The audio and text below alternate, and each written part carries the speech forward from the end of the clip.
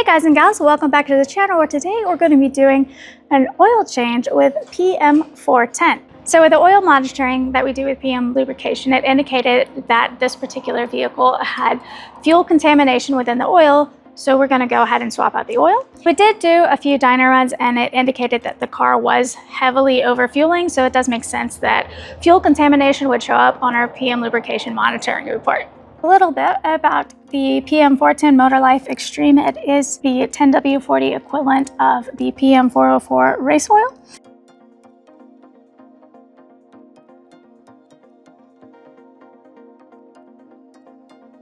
So this is our M20B20 motor. With the oil filter, it should take about 4¼ liters of oil. And there is our oil filter. Go ahead and remove the cap and go down below, and we'll go ahead and remove our drain plug. This particular drain plug is a 14 mil.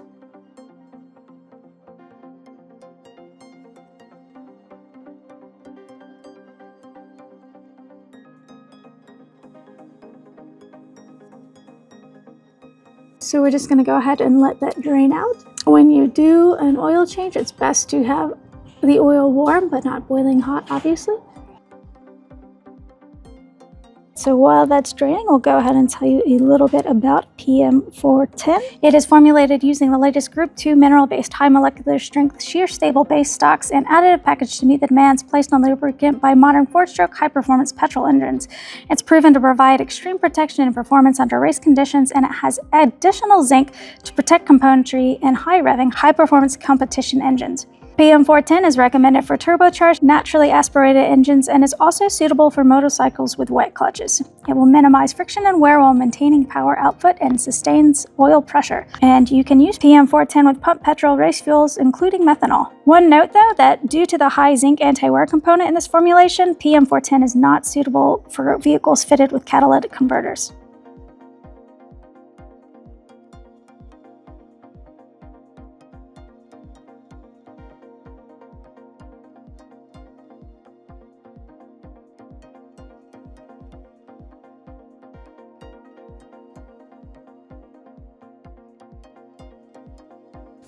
So now that our oil is mostly drained out, and pro tip, you can jack your car up so that you get maximum drainage from the sump, which is what we have done here.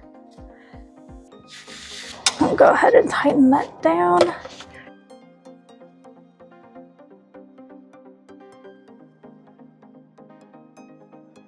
So we've gone ahead and pre-filled our oil filter. It feels like a little bit might leak out, but we'll go ahead and screw that on.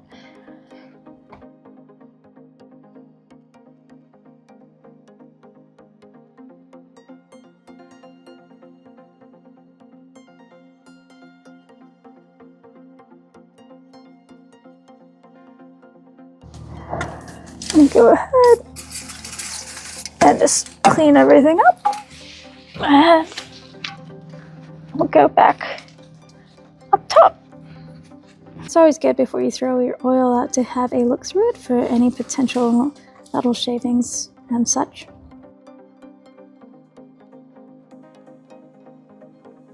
Alright, and we'll just go ahead and fill up with PM410.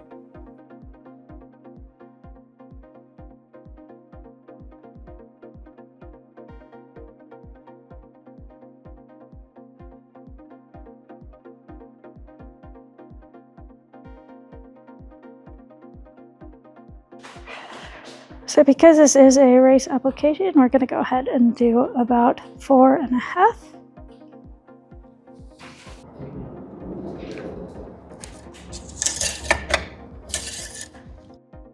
And we'll check our dipstick. We are good to go.